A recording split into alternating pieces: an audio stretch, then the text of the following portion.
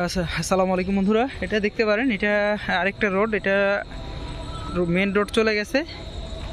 Main road থেকে এই হলো সেই প্লট। এখানে ফায়ার সার্ভিস দেখতে পাচ্ছেন। ফায়ার সার্ভিসের পেছনেই এই জমিটা। এটা হলো টোটাল 2.5 বিঘা। এটা রাজশাহীর মধ্যে। অবশ্যই আপনারা আমাদের সাথে যোগাযোগ করবেন ইনশাআল্লাহ।